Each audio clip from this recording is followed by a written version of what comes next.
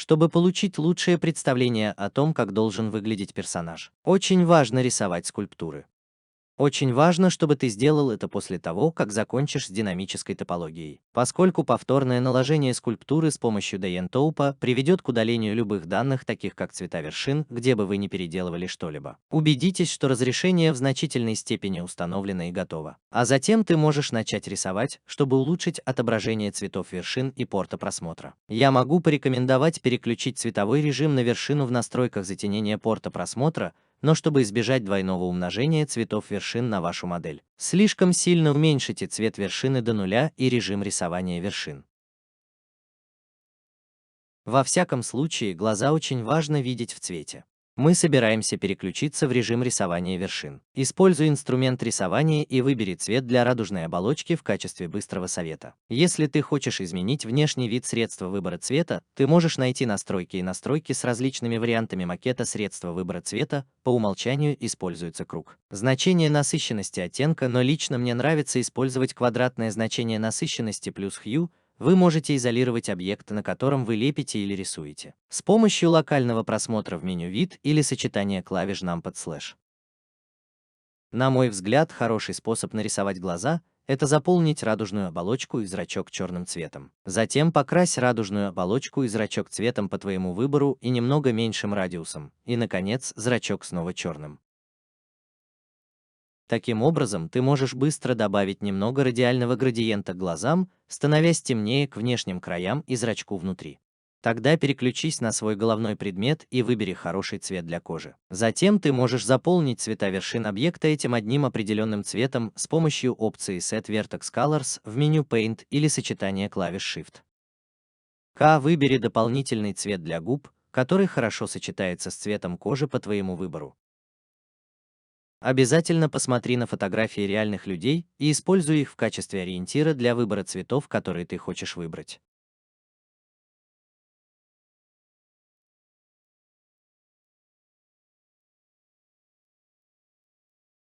Я быстро начал создавать цветовую палитру. Ты можешь нажать на кнопку «Создать», чтобы создать новую цветовую палитру, или выбрать существующую из выпадающего списка. Затем ты можешь добавлять и удалять цвета, щелкая мышью. Кнопка «Плюс» добавит текущий основной цвет в палитру, а кнопка «Минус» удалит текущий выделенный цвет в палитре, который обычно является последним, на который вы нажали. Помни, что ты должен раскрасить слоты для своей кисти, чтобы ты мог переключаться между ними в любое время с помощью ярлыка. 10.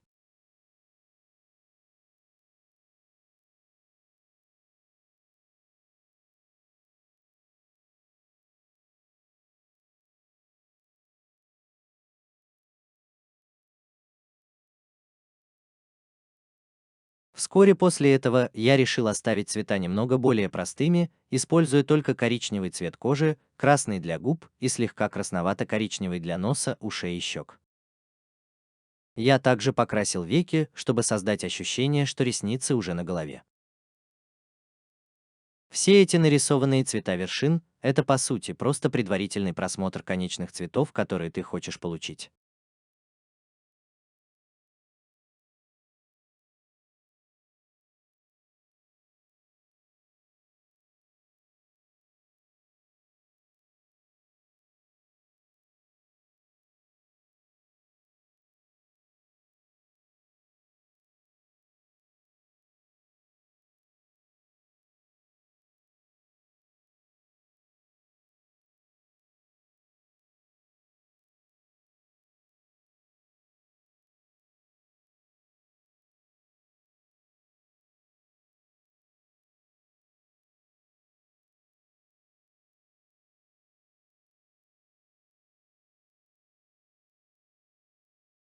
Я также удалил объекты для бровей и вместо этого покрасил брови, чтобы сделать изменения на них более управляемыми.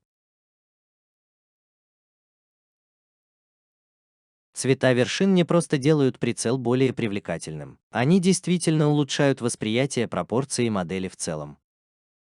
Я все еще могу рекомендовать время от времени отключать их, так как темные цвета также могут скрывать проблемы в модели или скрывать определенные функции.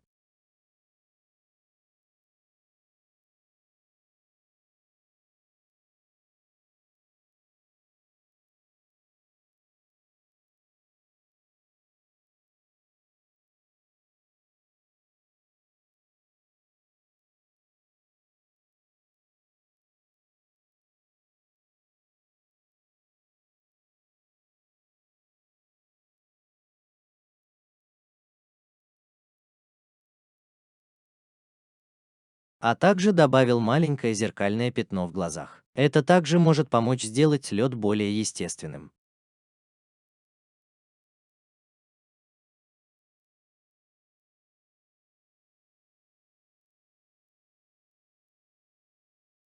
Конечно, когда дело доходит до параметров затенения в окне просмотра, это нечто большее, чем просто цвета вершин. Ты можешь добавлять материалы к разным объектам и придавать каждому из них различный вид, цвет и параметры материала. Цвет объекта также можно использовать и настраивать на уровне каждого объекта. В настройках объекта редактора свойств выберите случайный, одиночный и позже, когда мы будем редактировать фильмы и текстуры.